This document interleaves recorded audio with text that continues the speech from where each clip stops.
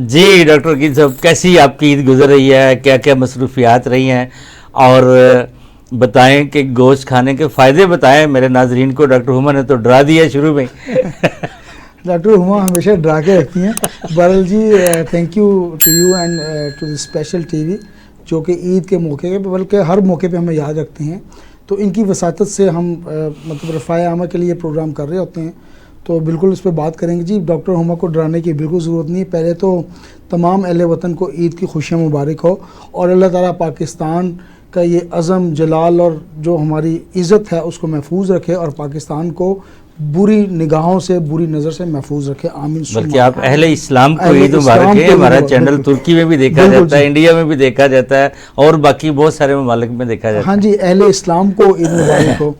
तो coming back to the point, अब वैसे ईद जो सुन्नत इब्राहिमी मतलब से मंसूब है, और इसमें वही है कि जी कुर्बानी, इसार और जज्बे की बात है सारी। तो आते हैं तो आप लोगों का ईद के दिन में यहाँ पे आना भी एक कुर्बानी है। कुर्बानी है जी, बिल्कुल बहुत बड़ी कुर्बानी है। तो वो है ना जी कि बेखतर कूद पड़ा आतिश नमरूद में इश्क, अकल है महवे तमाशाए लबे बाम अभी। तो ये बहुत बड़ी कुर्बानी है। जब मज़हब आता है तो सारी चीज़ें भूल जाती हैं। Coming back to the point कि जनाब गोश्त के फ़ायदे क्या हो सकते हैं, तो डॉक्टर हुमा ने जैसा डराने की कोशिश की। पहले मैं इस तरफ आता हूँ, गोश्त हमें खाना क्यों ज़रूरी है, और अगर नहीं खाएंगे तो क्या हो सकता है, तो इस पर बात कर लेते हैं। गोश्त हमें बेसिकली जो सोर्स प्रोवाइड करते हैं वो सबसे पहले प्रोटीन्स, उसके बाद फैट्स मुख्तलिफ़ किस्म के, और उसके बाद हमें माइक्रो न्यूट्रिएंट्स में वाइटामिन्स और मिनरल्स प्रोवाइड करते हैं। तो गोश्त अगर आप नहीं खाएंगे तो उसके बगैर ज़िंदगी गुजारना या लाइफ का सस्टेन रखना बहुत मुश्किल है, क्योंकि एनिमल किंगडम से ये चीज़ें हमें मिलती हैं। आते हैं जी, बहुत सारे मज़ाहब में गोश्त को जो बिल्कुल भी पसंद नहीं किया जाता, बल्कि शरन उनके मज़हब में हराम है, तो वो कैसे ज़िंदगी गुजारते जी हैं? बिल्कुल वो ज़िंदगी गुजारते हैं, हैं। जो वेजिटेरियन है, अब मैं नाम नहीं लेता कौन है, सब्जियों से भी वो आप वो सोर्सेज हासिल कर लेते हैं, लेकिन जाहिर है उनके लाइफस्टाइल में और हमारे लाइफस्टाइल में फ़र्क होगा, उनकी सेहत में और एवरेज एज में फ़र्क होगा। उनकी सेहत आप देख लें, हमारी लोगों की सेहत देख लें, माशाल्लाह हट्टे कट्टे। इसमें एक वाक़या याद आ गया जी, करते हैं आप वाक़या करते हैं बाकी। मैं दिल्ली में एक कॉन्फ्रेंस में गया, तो सुबह सुबह ट्रैक सूट, वो ट्राउज़र पहन के बाहर खड़ा, तो सिक्योरिटी गार्ड उनके दो आ गए। अब वो मैं मोटा ताज़ा था, लंबा, उनसे वो पतले पतले खड़े थे। मुझे कहता है जी आप कहाँ से आए हैं? तो मैंने कहा जी मैं लाहौर से हूँ, पाकिस्तान से। अच्छा, काफ़ी दुनिया के लोग आए हुए थे वहाँ पर। कहते कि आपको वहाँ पे खाने के अलावा कोई काम नहीं है? यही करते हैं। मैंने ना एक हाथ से एक की कलाई पकड़ ली और दूसरे से उनके सिक्योरिटी जो पुलिस मैन थे दूसरे की, मैं कहती दोनों आप छुड़ा लो। तो वो मिनते करें कि जी हमें छोड़ दे, आप जोर जमाई नहीं करते। ये गोश्त का फ़ायदा है। हज़ूर सल्लल्लाहु अलैहि वसल्लम भी फरमाते हैं कि गोश्त बेहतरीन ग़िज़ाओं में से एक ग़िज़ा है, इसमें कोई शक नहीं है। लेकिन डॉक्टर हुमा वाली बात कि excess of everything is bad. बल्कि अगर आप ये देखें कि जो लोग गोश्त खाने की मुखालफत करते हैं, मसलन शेर है, उसके दांत बिल्कुल चिपटे नहीं हैं, तीखे हैं गोश्त खाने वाले, क्योंकि वो खाता ही गोश्त है, और उसके दांत आप शेर के देखें वो तीखे हैं। वो डॉक्टर साहब ऐसे ही है कि जो भेड़ बकरी है उनके दांत तीखे नहीं है, चिपटे हैं। अच्छा डॉक्टर साहब, गाय के चिपटे हैं। इंसान की अल्लाह ने दोनों खसीयतें दी हैं, इसके नोकीले भी हैं और चिपटे भी हैं। यानी कि शरन, यानी कि बाई नेचर जो एक स्ट्रक्चर ही अल्लाह ने बना दिया ऐसा कि ये गोश्त भी खाएगा और वेज भी खाएगा। जी डॉक्टर साहब, कुदरत जो है ना बहुत बड़ी, नेचर बहुत बड़ी मतलब एक चीज़ है। देखें आप जब पहाड़ी इलाके में जाते हैं तो आप ये जानवर देखते हैं कि वो बाल होंगे सर्दी की वजह से, तो प्रोटेक्शन के लिए कुदरत ने उनका निज़ाम रखा होता है। इस तरह से शेर की आपने मिसाल दी, नोकीले दांत है, उसका तर्ज ज़िंदगी ऐसा है, उसने ज़िंदगी गुजारने ही गोश्त का शिकार करके है। तो अल्लाह ताला उसका एक दांत भी चिपटा नहीं है। जी बिल्कुल ऐसे सारे तीखे हैं। Nature can not be denied वाली पोजीशन है। तो coming back to the point कि जी गोश्त खाने से हमें जो ग़िज़ाइयत मिलती है उसमें जो सबसे पहली चीज़ है प्रोटीन्स, जो कि इंसानी ज़िंदगी के लिए बहुत ज़रूरी है। आप प्रोटीन नहीं खाएंगे तो आपके जो सेल, आपको पता है कि जिस्म का बुनियादी यूनिट ही सेल है, सेल से आगे फिर मतलब चीज़ें बनती है, टिश्यूज़ बनेंगे, टिश्यू सिस्टम बनेगा और फिर आगे बातें चलेंगी। तो सेल्स की स्ट्रक्चर में प्रोटीन नहीं होगा तो आप ज़िंदा नहीं रह सकते। प्रोटीन एक उसका एसेंशियल मतलब अज्जा है जिसको चाहिए। उसके बाद ट्रांसपोर्टेशन के लिए देखिए जी, ऑक्सीजन को ब्लड में ट्रांसपोर्ट करने के लिए भी आपको प्रोटीन्स डिपेंडेंट होना ज़रूरी है। माइनो एसिड्स आपको चाहिए, नहीं होंगे तो मामला ठीक नहीं चलेगा। इसी तरह मुख्तलिफ़ किस्म के जो हार्मोन्स की डेवलपमेंट है, मिसाल के तौर पर एक ईस्ट्रोजन ख़वातीन का हार्मोन है जिसको लव हार्मोन भी कहा जाता है। तो ये जो मोहब्बत के एलिमेंट आते हैं ना ख़वातीन में, ये ईस्ट्रोजन की अगर ज़्यादती है, मेल में भी आते हैं, जैसे आप में तो अक्सर ही आ जाते हैं। प्रोजेस्टेरोन सपोर्ट करेगा मेल को, बहरल वो ख़वातीन वाला अगर मुझ में डोमिनेट कर जाएगा तो मामला ख़राब हो जाएगा। तो इसको लव हार्मोन का नाम भी देते हैं। तो जिसमें ये हार्मोन ज़्यादा होगा वो ज़्यादा अफेक्शनेट, ज़्यादा लविंग, अल्लाह ताला ने कुदरत ये एक चीज़ रखी हुई है।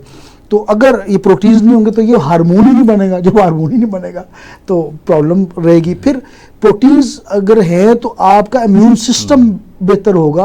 प्रोटीन्स के बगैर आपका जो इम्यून सिस्टम वो बेहतर नहीं हो सकता। इम्यूनोग्लोबुलिन एक हार्मोन है, ये यही प्रोटीन्स की वजह से बनता है। ये मददगार होते हैं उसमें। इम्यूनोग्लोबुलिन का फंक्शन क्या है, ये एंटीबॉडीज़ होते हैं। जैसे ही पैथोजेंस या जरासीम या बैक्टीरिया हमला करते हैं, इम्यूनोग्लोबुलिन एक्टिव हो जाते हैं और उसको रोकते हैं। जिस तरह के दुश्मन की आर्मी को मुल्की आर्मी रोकती है, इसी तरह बिल्कुल फ़ौज का किरदार डिफेंस का अल्लाह ताला ने निज़ाम रखा हुआ है। फिर अगर आप प्रोटीन्स नहीं लेंगे तो ये मुँह में जो मैं हाथ हिला रहा हूँ, ये या मसल्स आंखें में हिला रहा हूँ, तो इस पे जाहिर है एक्टिन के नाम से एक हार्मोन है, वो ज़रूरी है, नहीं होगा तो आप मूवमेंट नहीं कर सकते हैं। यानी कि आपके कहने का मकसद ये है कि गोश्त खाना उतना ही ज़रूरी है जितना ज़िंदा रहना ज़रूरी है। जी सर, गोश्त से हमें वो एसेंशियल गज़ा प्रोटीन्स मिलते हैं। प्रोटीन्स हमें दूसरी किस्म से वेजिटेबल से भी मिलते हैं। की तरफ चले गए मेरा वैसे अभी अगर आप कहते हैं तो मैं चल बाकी भी लोग आए, लेकिन गज़ाइयत पे बात हो रही थी ना। फिर आएंगे आपकी तरफ। अच्छा चल, इसको कंटिन्यू करेंगे। चल आपकी मर्जी है। जी डॉक्टर साहब, इसमें एक और भी अहम नुक्ता है अपने नाजरीन के लिए भी है कि जब आपने गोश्त आज रखा है तो अगले दिन उसकी पोजीशन चेंज करें। हाँ जी, ताकि वो चारों तरह से वो अच्छी तरह एक दफ़ा फ्रीज हो गया, उसके बाद फिर वो उसको कोई खतरा नहीं होता। वैसे फ्रीज क्यों करना है डॉक्टर साहब? मैं आऊँगा ना इसके 8 दिन बाद आपके घर। अच्छा ठीक है। फिर देखूंगा कितना फ्रीज हुआ। सही है जी, कंटिन्यू करें। जी, फ्रीज जब लोग ये भी करते हैं कि जब डीफ्रॉस्ट करते हैं तो निकाल के कुछ गोश्त को रख लेते हैं, आधा पकाया फिर उसको फ्रीज कर लिया। ये भी तरीकाकार गलत है, क्योंकि आप उसको उतनी क्वांटिटी बना के पैकेट रखें और जिपर में डालें कि उसके अंदर हवा और पानी ना उस तरह जाए और वो उस तरह से मेल्ट ना हो। और आपने भी सही बात की कि उसकी साइड चेंज करें। एक तो वो नीचे चिपकेगा भी नहीं, जो कि निकालना मुश्किल हो जाता है। आप जब फ्रीज़र को बंद करते हैं, सारे गोश्त का टेम्परेचर डाउन होता है, वो मेल्ट होता है, उसमें पानी भर जाता है, वो फिर आपके लिए जो है वो ठीक नहीं है, सेहत के लिए काफ़ी जहरीला हो जाता है, नुकसानदेह होता है। तो उसको यही खाने के इस्तेमाल में और उसको फ्रीज करने में एक तो कम फ्रीज करें, क्योंकि इसको हफ्ते 2 हफ्ते में बस ख़त्म कर देना चाहिए। ईद के दिनों में आपके घर में गोश्त कैसे पकाते हैं? गोश्त जी मैं तो इनको ना बताइए, इन्होंने आ जाना। सबसे पहले तो कलेजी बनती है, वो सब बच्चे बड़े सब बहुत शौक से खाते हैं। और मैं पिछले जो है 16-17 सालों से मैं ही कलेजी बना रही हूँ। अच्छा। और फिर उसके बाद ही साथ ही हम नमकीन गोश्त और यखनी वाला पुलाव बनाते हैं। और इन्होंने 7 साल की उम्र से कलेजी बनाना स्टार्ट कर दी थी। माशाल्लाह। तो यखनी 17 साल से बना रही थे साहब लगा। यखनी वाला पुलाव बनाते हैं और साथ नमकीन गोश्त बनता है, जो कि बहुत ही सेहत के लिए जो है फ़ायदेमंद है। नमकीन गोश्त की बहुत ही आसान रेसिपी है। और यखनी पुलाव तो आपको पता है, वैसे ही जब यखनी निकलती है गोश्त की और वो हड्डियों की, तो वो कोलेजन आपको जो आजकल लोग वाइटनिंग इंजेक्शन और सीरम्स और हाइलोरेनिक एसिड, उनको ये पता ही नहीं कि ये गोश्त की जो हड्डियाँ होती हैं इसमें सारा कोलेजन होता है, जो आपकी स्किन को प्रोटेक्ट करता है, आपको सन रेजिस से जो है वो बचाता है और कुदरती नेचुरली आपको वाइटनिंग इफेक्ट देता है और यंगर लुक देता है कोलेजन। मैं फिर आता हूँ, आपने कुछ और कहना इस पे? जी बस जी हुमा, ये ज़्यादा गोश्त जो खाते हैं, क्योंकि अब आप गोश्त के नुकसानात भी कर रही हैं, तो आपसे यही सवाल ही पूछता हूँ। आपने एक्चुअली पहला क्वेश्चन ही मुझसे नुकसान का पूछा डॉक्टर ना। इतना सज के आई हुई हैं, आप उनको नेगेटिव पोर्ट्रेट करने की ज़्यादा गोश्त खाने से जैसे यूरिक एसिड एंड कोलेस्ट्रॉल बढ़ता है, तो कितना गोश्त खाएं तो ये बढ़ता है और क्या करना चाहिए इसको मैनेज रखने के लिए? देखिए जी, कोलेस्ट्रॉल की आज मिकदार आपकी इसमें किस्मत हार गई, अब आज उस गोश्त के नुकसानात पे ही बात करनी तो है आप। ठीक है ना, अब वो अवेयरनेस होगी, उनको बिल्कुल। पता चलेगा तमाम नाजरीन को कि किस तरह हमें करना चाहिए और किस चीज़ को अवॉइड किया जा सकता है। अभी देखें कि गोश्त में कोलेस्ट्रॉल लेवल जो है ना वो काफ़ी ज़्यादा होता है, उसमें फैट्स नहीं, क्योंकि ज़्यादा है। कोलेस्ट्रॉल ये बीफ में ज्यादा होता है, मटन में होता है बीफ में बहुत ज़्यादा होता है, रेड मीट में सबसे ज़्यादा होता है ये, और इसी वजह से ये हार्ट पेशेंट को भी जो है अवॉइड करवाया जाता है कि ये ना यूज़ करें। बनिस्बत रेड मीट के जो है मटन में इसकी मिकदार थोड़ी कम होती है, लेकिन होती ज़रूर है। और ये कि इसमें 20% जो है ना फैट्स होते हैं। और फिर कोलेस्ट्रॉल का ये सिलसिला है कि जैसे अभी बात हो रही थी पकाने के हवाले से, तो जनरल गाइडलाइन के लिए बताना चाहूँगी कि जब बनाते हैं ना गोश्त को, तो एक बार जैसे डॉक्टर साहिबा ने कहा ना कि बॉयल कर लें। बॉयल करने से ये भी फ़ायदा होता है कि उसमें जितनी भी ज़ायद चिकनाई होती है वो बॉयल की सूरत में ऊपर आ जाती है। आप उसको सारे को जब गिरा देते हैं तो वो फैट्स जो एक्स्ट्रा होते हैं वो निकल जाते हैं, वेस्ट हो जाते हैं, और फिर काफ़ी हद तक जो है ना वो बेटरमेंट आ जाती है उसमें पकाने के सिलसिले में। तो नहीं, अब ये भी बता देना कि उसमें अदरक ज्यादा डाल, अब एक हार्ट पेशेंट गोश्त हाँ जी, खाना चाहता है, गार्लिक और जी, जिंजर उसको भी तो लहसुन, क्या क्या चीजें वो ज्यादा उसमें ऐड कर ले। गार्लिक और जिंजर का इस्तेमाल यानी अदरक और लहसुन का इस्तेमाल अगर ज़्यादा कर लिया जाए तो फिर जो है इसकी नुकसान से बचा जा सकता है। और सबसे ज़्यादा मतलब जो बेहतरी ये आती है कि इसमें सैलड का यूज़ किया जाए, लेमन का इस्तेमाल किया वो जाए साथ में। सद्दू साहब होते तो वो बताते हैं, अल्लाह यहाँ तो गिरी के सैलड जो है रहमत। वो ज़रूरी है, सैलड जो है ना गोश्त यानी के कि ये जितने भी हमारे दोस्त पकवान ने हैं। 2 साल पहले हमें बता दें कि सैलड के बगैर जिंदगी नहीं गुजरती। सही। और एक चीज़ ये कहूँगी कि ये कि बिल्कुल ही गोश्त खाने से बेहतर ये है कि आप उसके साथ कोई ना कोई वेजिटेबल को ऐड कर लें तो वो ज़्यादा बेटर है। यानी नहीं, कि ईद के दिन भी वेजिटेबल ईद के ऐड दिन करें। अगर आप खा रहे हैं तो भिंडी- रोज भिंडी नहीं गोश्त, करें। हाँ जी बिल्कुल, टिंडा गोश्त, हाँ मछली एग्जैक्टली इस तरह से। बिल्कुल, मैंने इस हवाले से बात की कि कोलेस्ट्रॉल काफ़ी कम हो जाता है जब हम उसको बॉयल दे लेते हैं। तो कोलेस्ट्रॉल के हवाले से ये भी आपको बताती चलूँ कि 1 किलो जो गोश्त होता है उसमें 900 मिलीग्राम कोलेस्ट्रॉल की मिकदार मौजूद होती है। अब ये जो कोलेस्ट्रॉल है गोश्त भी होता है उसमें मतलब? हाँ जी, गोश्त भी ये होता है। 1 किलो मतलब 900 नहीं, 900 मिलीग्राम, मिलीग्राम। ग्राम नहीं ग्राम। मैं परेशान हो गया, गोश्त भी होता है उसमें। तो ये ठीक है, कोलेस्ट्रॉल जो है ना ये काफ़ी तंग करता है कि जब ये अगर इकट्ठा होना शुरू हो जाए, अगर रोज़ ही गोश्त की ही डिश खाई जा रही होगी और बार बार वही खाई जा रही होगी, उसमें हम कोई वेजिटेबल ऐड नहीं ये करेंगे। बताएं मेरे नाजरीन को कि एक तंदुरुस्त आदमी को एक दिन में कम से कम कितना गोश्त खाना चाहिए? उसे 200 से 250 ग्राम तक जो है गोश्त खाना चाहिए। बल्कि इससे 100 ज़्यादा ग्राम नहीं। है इंटरनेशनल हाँ लेवल जी, पे, UK 100 की- ग्राम। एक हफ्ते के अंदर जो है ना 500 ग्राम से ज़्यादा नहीं वही हो होना गया, चाहिए। 100 ग्राम ही हो गया। तो फिर 100 ग्राम ही होगा ना। हाँ जी, और हफ्ते में 2 दफ़ा से ज़्यादा नहीं लेना चाहिए। चलें जी डॉक्टर साहब, कंटिन्यू करें। अच्छा, ये कंटिन्यू तो वही सवाल है आपके पास। हाँ, वही सवाल, उसी से मैं कंटिन्यू, पहले वाले से मैं आता हूँ। पहले ये रोज़ाना की जो ग़िज़ाइयत, अच्छा इसका फार्मूला डॉक्टर साहब ये है कि एक आदमी को पर डे अपने वज़न के हिसाब से 0.80 मिलीग्राम या ग्राम हाँ जी, उस हिसाब से फिर वो 70 ग्राम हो जाता है। 70 ग्राम होता है। तो उसको आप 70 to ज़रब कर दे 100 अपने ग्राम ना वेट से, आपका पर डे जो है वेट से उसको इतना मल्टीप्लाई ज़्यादा कर दे। 2 से 3 बोटियां ही 0.08 मल्टीप्लाई बाई योर वेट। अगर आपका ये 100 exact reality अगर आपका ratio 100 केजी वेट है तो 80 ग्राम तक आप खा सकते हैं, प्रोटीन्स ले सकते हैं। Daily?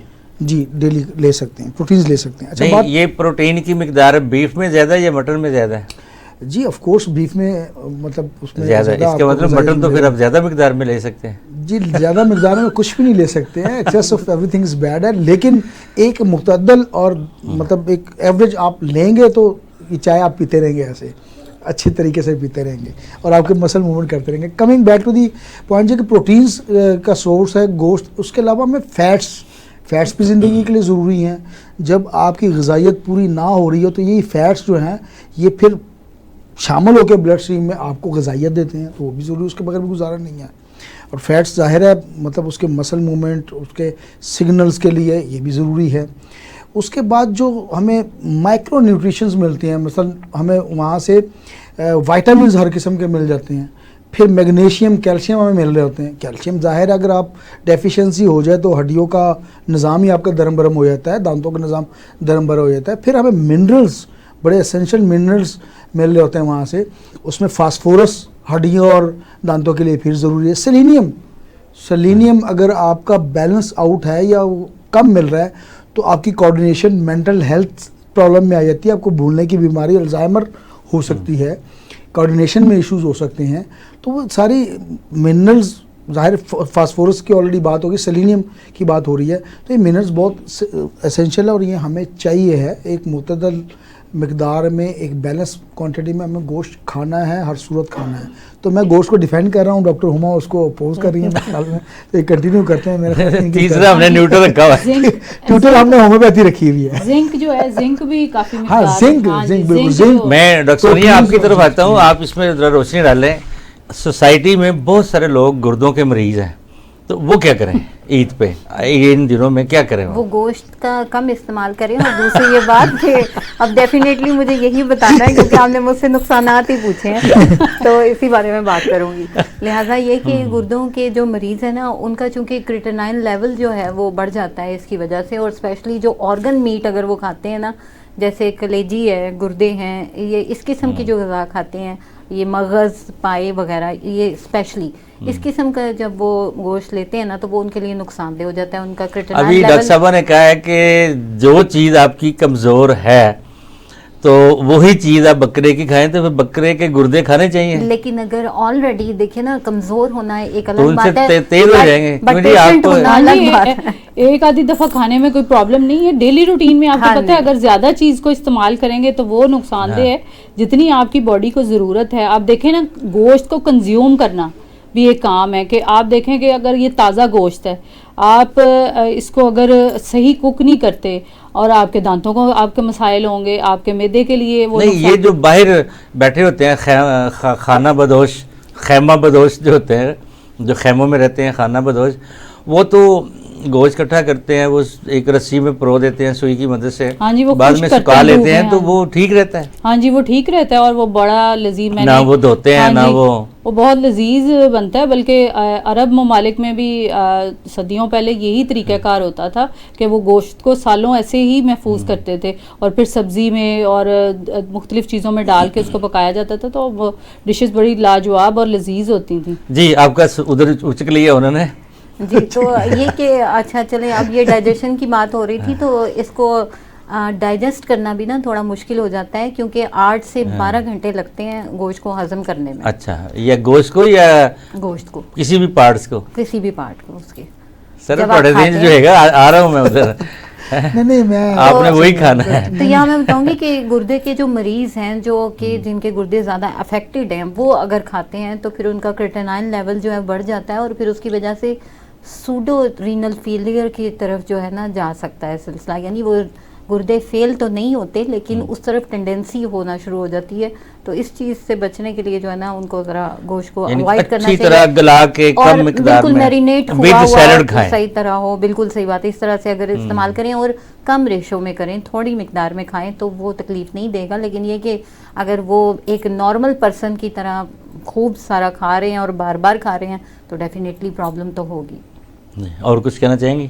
Thank you. Ji doctor साहब, काफी सवाल मुझे- मैंने करना है, आपकी हाँ बात जी, वो खत्म है। कि जब हम गोश्त को बारबेक्यू करते हैं और जब वो ओवर कुक होता है हाँ। तो जल जाता जब है। जल जाता है तो वो आपकी सेहत के लिए काफी नुकसानदेह है। इसमें वो थोड़ा सा मैं एक पॉइंट ऐड कर दूं, मैं भूल ना जाऊं। उसमें ये है कि जब भी आपने बारबेक्यू करना है ना, तो कोशिश करें कि जो आग का शोला है उसको ना छुए, गोश्त आप को। तपिश गोश्त को हाँ जी, बिल्कुल। आप तपिश तो जरूर दें, उससे उसको पकाने की कोशिश लेकिन करें। हाई फ्लेम पे ना पकाएं। हाई फ्लेम पे अगर वो फ्लेम उसको छुएगा तो वो कैंसरस एजेंट्स उसमें हाँ आ जी, सकते हैं, कार्सिनोजन, carcinogens आ हाइड्रोकार्बो सकते ना हैं उसमें। उसमें वो हाइड्रोकार्बो उसमें आएगा और वो कैंसर का सबब बनेगा। उसको ना तो ओवर कुक करना है और ना ही उसको जलाना है, Flip ना करते हैं। शोलों में पकाना है। उसको बार बार टर्न करते रहें और हल्की और धीमी आंच पे पकाएं ताकि गोश्त का ना मॉइस्चर बाकी रहे। उसका जो मॉइस्चर और वो सॉफ्ट होगा गोश्त, तो ही वो आपके सेहत के लिए अच्छा है। बेहतर। अभी हम बड़ा संजीदा टॉपिक लेके चल रहे हैं, बल्कि संजीदगी की तरफ आ गए हैं। आप ये बताएं कि लोगों को गोश्त सेफ कितना सेव करना चाहिए, ज़्यादातर तकसीम करना चाहिए। जैसे एक सोशल मीडिया पे स्टोरी छोटी सी चल रही थी कि एक शरीफ आदमी, गरीब आदमी की 3 बेटियां और बीवी होती है। ईद के दिन उसको कोई नहीं पूछता, वो अपने गांव से भी कोई खातर खा गोश्त उसको नहीं मिलता, तो कुर्बानी भी वो नहीं करता। बच्चियाँ सारा दिन पूछती हैं कि पापा हमारे घर किसी ने गोश्त नहीं भेजा। वो उनको बार बार तसल्ली देता है कि अभी फलां से आएगा फलां से आएगा, लेकिन जो आजकल के सिस्टम में होता है कहीं से गोश्त नहीं आता तो वो बाद में संजीदा रंजीदा और रोता है। बेटी बड़ी देख लेती है तो वो फिर कहती है कि पापा दाल लाएं, हमें गोश्त नहीं खाना, गोश्त खाने से मेरे पेट में दर्द होता है। वक्त गुजर जाता है। आखिर अगले दिन जो है वो तीसरे दिन जाके क्या होता है कि एकदम तूफ़ानी आंधी आती है और ट्रांसफार्मर जल जाता है। तो उसके 2-3 दिन के बाद वही बेटी, छोटी बेटी अपने बाप के साथ बाहर जा रही होती है, तो वो लोग ख़राब स्मेल ज़दा जो गोश्त है वो बाहर फेंक रहे होते हैं, तो उनको कुत्ते खा रहे होते हैं। ज़ाहिर फ्रीज़र नहीं काम किया, 2 दिन बंद रहा। तो वो बेटी अपने बाप से पूछती है कि पापा ये लोग कुर्बानी कुत्तों के लिए करते हैं, तो आप इस पे रोशनी डालें कि क्या करना चाहिए कुर्बानी के गोश्त को, कितना रखना चाहिए, बांट छांट देना चाहिए या बस रख लो। ये बात आपकी बिल्कुल सही है कि लोग ज्यादातर ऐसे ही करते हैं। जरा लोगों को इसीलिए दे ना कि आप एज अ सीनियर। जी बिल्कुल के ध्यान रखना चाहिए अपने इर्द गिर्द, और बल्कि पैकेट बना के आपको अपने रीजन में देखना चाहिए कि कौन ज़रूरतमंद है, उसको पहुंचाया जाए। अपने सर्वेंट्स को कहें कि उनको दे के आएँ, और ताकि वो उन लोगों को, वो मुस्तकीन है इसीलिए तो बता दिया गया कि आपने इतना खुद रखना है, इतना रिश्तेदारों को देना है और इतना गरीबों में तकसीम करना है। लोग क्या करते हैं, अच्छे अच्छे गोश्त बनवा के, कीमा बना के, पार्ट्स अलग करके, यानी कि आपके यहाँ होता होगा घर पे। जी ऐसा तो नहीं होता, हम लोग तो बहुत ज़्यादा बांट देते हैं कि हम कोशिश ये करते हैं कि कम से कम रखा जाए ताकि मुस्तकीन तक पहुंच जाए। और वो उन्होंने ज़ाहिर है वो पूरा साल इंतज़ार कर रहे होते हैं। आप देखें गोश्त के रेट्स जितने, वो लोग तो ईद पे ही खाते हैं कि ज़्यादातर वो लोग, हम लोग तो पूरा साल ही खा रहे होते हैं। तो हक, हम भी अब साल बाद हाँ जी हाँ तो हक भी यही है कि उन लोगों तक पहुंचाया जाए ताकि जिन लोगों की ज़रूरत है वो पूरी हो सके ना, कि वो लोग भी गोश्त से लुत्फानंदोज़ हो सके, उनके घर में भी खुशी आए, ईद का पता चले कि जी ईद है और कुर्बानी की ईद है और हमारे घर में गोश्त पका है और उसको एंजॉय करें वो। जी डॉक्टर उमा, ज़रा हम थोड़ा सा आते हैं ईद के दिन जिन लोगों ने गोश्त ज़्यादा खा लिया, साथ में 2-2 3-3 स्प्राइट यानी कि सोडा भी पी लिया, अब बाद में शुरू हो गए प्रॉब्लम, क्या क्या होंगे और क्या करना चाहिए अगर वो डॉक्टर के पास आते हैं तो क्या क्या मसाइल सामना करना पड़ेगा? सबसे पहले तो ये है कि उनको, जैसा कि मैंने बताया, गैस्ट्रिक प्रॉब्लम जो है वो ज़्यादा आते हैं, गैस्ट्रो का प्रॉब्लम होता है, यानी कि मैदे के मसाइल सबसे ज़्यादा होते हैं। उनमें हार्ट बर्न भी होता है मैदे की तकलीफ़ की वजह से, यानी स्टमक जब अपसेट होता है ना तो उसकी वजह से कॉन्स्टिपेशन भी हो सकती है, डायरिया के मसाइल भी हो सकते हैं, यानी कि दोनों ही प्रॉब्लम हो जाते हैं। और फिर इसके अलावा ये है कि बदहज़मी का शिकार हो जाते हैं। बदहज़मी हो जाए, गैस्ट्रिक हो जाए, डायरिया हो जाए, तो होम्योपैथी क्या करती है? दवाई हमारी होम्योपैथिक बेहतरीन काम करती है। देखिए उसमें बताएं ना, डायरिया हो जाए, कैसा हो, सिम्टम बताएं तो कौन सी दवाइयाँ चलेंगी? अगर डायरिया हो जाता है तो पोडोफाइलम बहुत अच्छा काम करती है। हम लोग 1 डोज देते हैं ना जब उसकी, तो बहुत अच्छे तरीके से ठीक हो जाता है पेशेंट। और फिर ये कि अगर उसकी वजह से बहुत ज़्यादा फ्लैचुलेंसी हो रही है, गैसेस जो है फॉर्मेशन हो रही है, तो कार्बोवेज बहुत अच्छा काम करती है। पल्सा हमारी मेडिसिन बहुत अच्छा काम करती है कि आप ये तमाम चीज़ें भी ले रहे हैं और साथ में अगर उसको नक्स को यूज़ करवाते हैं कि स्पाइसेस वगैरह का इस्तेमाल ज़्यादा हो रहा है। और फिर ओवर ईटिंग का, जैसे आपने कहा कि ओवर ईटिंग बहुत ज़्यादा, तो एंटीमोनियम क्रूडम को ज़रूर याद रखें। जी सर। जी बाकी तो डॉक्टर हुमा साहब आप कोई ऐसी एक आध दवाई बताएं जो बड़ी अगर स्पेशल हो। पेट के मसले हो तो लाइकोपोडियम, अगर पेट में दर्द और मरोड़ उठे तो लाइकोपोडियम उसमें अच्छा किरदार अदा करे। इसके लिए चाइना को मैं बड़ा ग्रेड करता हूँ। बाकी डॉक्टर साहिबा ने जो बताई, नक्स इन्होंने बताई, नक्स की एक स्पेशल अलामत ये है कि कढ़ाई शढ़ाई और इस किस्म के मामला हों तो उसमें बड़ा अच्छा काम करती है। तो ये लीडिंग मेडिसिन है 5-6। जी डॉक्टर साहब, मैंने आज ही यूट्यूब पर वीडियो डाली है top 3 homeopathic medicine for Eid ul Azha ना, तो नक्स फॉर्मिका जो है वो ज़रूर घर पे ला के रखें, बल्कि पहले ही, ईद से पहले ही ख़रीद लेनी चाहिए। तो वो नक्स फॉर्मिका ड्रमों के ड्रम खरीद लें खरीद के रख लें। जब आपको एसिडिटी, जलन, तजाबियत और ऐसे हो के भारीपन हो गया है तो नक्स फॉर्मिका और नेट्रम, जो नेट्रम फास है वो बड़ा अच्छा काम करती है, और पल्सटीला और जैसे अगर गोश्त खाने से बाद लोगों को एलर्जी हो जाती है तो उसमें जो है वो रेस्टॉक्स और बेलाडोना बड़ा अच्छा काम करती हैं। तो आप तीनों की मुश्तरका कंक्लूजन है कि ईद पे किसी भी किस्म के साइड इफेक्ट ज़्यादा गोश्त खाने की वजह से हो जाएं तो होम्योपैथी उसको कवर करती है। और डॉक्टर साहब एक बात और कहना चाहूँगी कि जो कोल्ड ड्रिंक की बात आपने की ना, वही आप गोश्त एक तो खा रहे हैं, स्पाइसेस खा रहे हैं, तो साथ कोल्ड ड्रिंक्स पी रहे हैं, तो वो एसिडिटी पैदा करती है। अगर आप साथ लेमनेड या मिंट मार्गरीटा का इस्तेमाल करें और उसके बाद आप अगर सौंफ, पुदीना और छोटी इलायची का कहवा पी लें तो गोश्त जो है डाल के, हाँ जी, तो वो हजम भी हो जाएगा और आपका वेट भी नहीं बढ़ेगा। और अलामा इकबाल सिंधु के सिंधु के सैलेड नहीं भूलना।